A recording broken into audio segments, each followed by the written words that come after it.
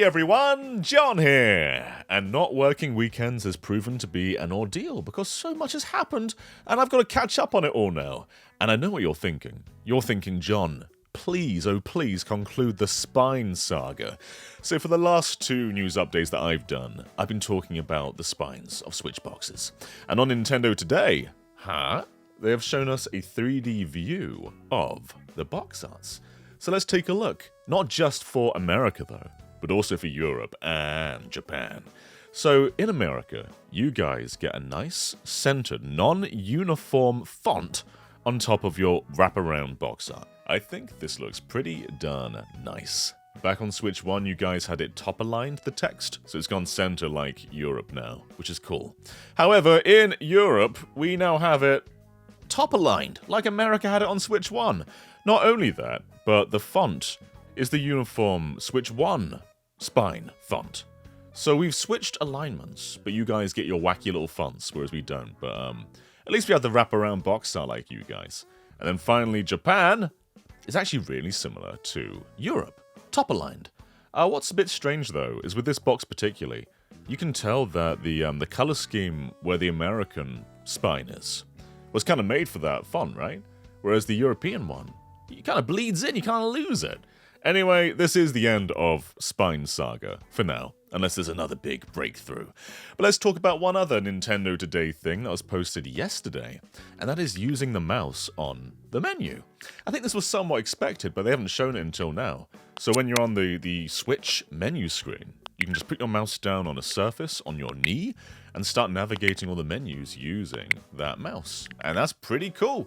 Just does things a bit faster. Also shows how natural it is just to go back and forth between the mouse and regular buttons. There's no setting. You just either put it down for the mouse or pick it up for buttons. Very, very neat.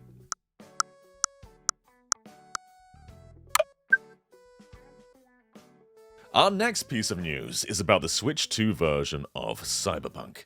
And this comes to us from N1UP. However, this is a Dutch website, but thankfully, I know someone who works there, Robin. Robin DM'd me, giving a English translation of the summary here. And here's what Robin says. The game is finished developing for Switch 2, but a day one patch is expected. So Cyberpunk has gone gold, it is finished for Switch 2. And this part is even more exciting. DLSS that is being used is not a special Nintendo DLSS technique, but the one that Nvidia is using normally. Not sure about the version. So this is actually a big deal. Up until now, people thought that DLSS was using a low-performance version on Switch 2, but it seems it's the traditional one that's used in PC games. So that is a pretty exciting thing, especially for the future of Switch 2 games. As for the version being used, I don't know either, but I'd speculate it's probably 3.5 without the frame generation. So if you've got an older Nvidia RTX card, which doesn't support frame generation, you still get 3.5 with ray reconstruction. I imagine that's what Switch 2 gets as well. But yeah, this is a huge deal. So hopefully in the future, we get to see the real power of DLSS outside of just launch titles. But it's great to see Cyberpunk is done, and that DLSS is not being restricted for this game. Next up, we have a game announcement. And I'm not sure we've really had a game announcement since the Direct. Sonic X Shadow Generations may be the only exception, but that was like right after the Direct. Other than that, we've had like age rating board leaks, but this is just a full-on game announcement. And it is Virtua Fighter 5. This is leaving Steam and going multi-platform to PS5, Series X, and Switch 2. Here are the key features. The ultimate edition of this legendary game. Rollback netcode support, gorgeous 4K visuals with updated high-res textures, and more. Custom combatants. Enter the ring with one of 19 playable characters, master each of their unique fighting styles, and customize them with distinctive costumes and items. So this is a brand new, expanded version of Virtua Fighter 5 on Steam, which in itself is a brand new expanded version of Virtua Fighter 5 on PS3. So it's very cool to see Virtua Fighter make its way to the Nintendo for the first time, I want to say. Like, Virtua Fighter's never been on Nintendo before, right? Oh no, I'm wrong. Virtua Quest, which is a Virtua Fighter spin-off, did come to the GameCube. Not in Europe, though. How about that? I've literally never heard of that game, and I'm kind of interested now. But anyway, Virtua Fighter 5 is coming to Switch 2, which is very exciting. It's nice to have more fighters on the system, other than just Street Fighter. Hopefully Mortal Kombat comes as well, hopefully we get Guilty Gear like Switch 2 edition, and even more stuff. But yeah, very cool news. Now let's go on to something that's perhaps morally ambiguous. Arc System Works were hacked, and the source code to Guilty Gear Strive was leaked online, and people can just boot that thing up in Unreal Editor and just do what they want with it, which is bizarre. But you're probably thinking, what has this got to do with the Switch 2? Well, while I can't actually show the stuff myself, I can link to the tweet in the description. Basically, 2 Nintendo-exclusive Arc System Works games were kind of leaked. One of them with assets, the other one just a codename. The first one is codename Watari, and this one is interesting because it was meant to launch in March of 2025 for Switch 2, which probably means the system was delayed. It was also meant to be a launch title, which it currently isn't. We don't know what this game actually is. Now it's scheduled for November 25th, and we don't have many details, just that it's an Unreal Engine 5 game, and that it's Switch 1 and Switch 2. But yeah, that's all we know about Watari.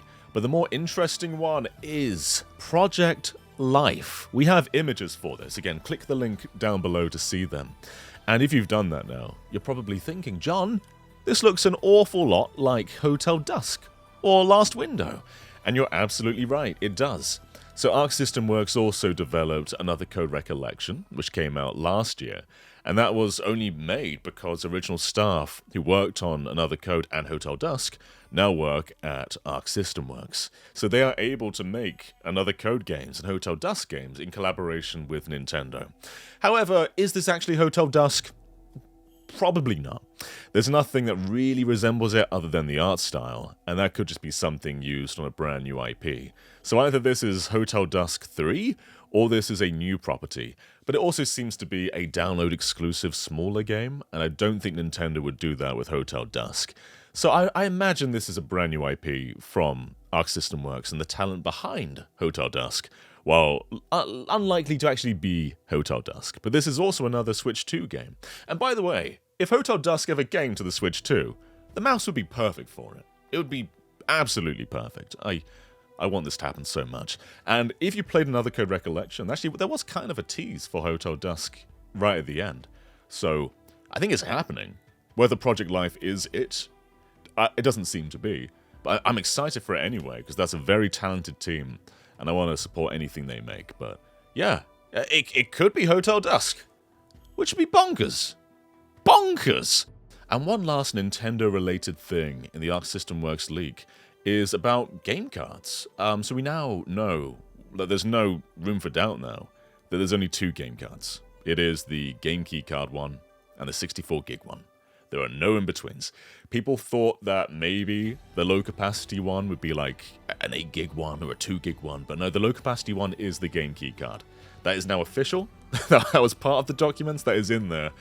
There's no room for doubt. So it's Game Key card or 64 gigs. Hopefully more introduced as the system's life goes on, but don't be surprised for small games to get Game Key card releases, because forking out for 64 gigs is expensive, and if your game's like 2 gigs, it's a huge waste. Not that I like it, it's just I understand why it happens now. I think there should be more. There should be more. There should be like 2 gig, 4 gig, 8 gig versions. Hopefully they happen, but that is the reason behind it. But I think that is our news for today. Although Brandon wanted to show you that in that Australian game chat ad, he noticed while one person was sharing their window, the game was actually running at 60 FPS in the little chat down there. It could just be because that is the local person's window, but as soon as other people start sharing theirs, even the local person goes down to like 15 FPS. So it'd be interesting, like if only one person is sharing their window, maybe it does run at full speed. Huh.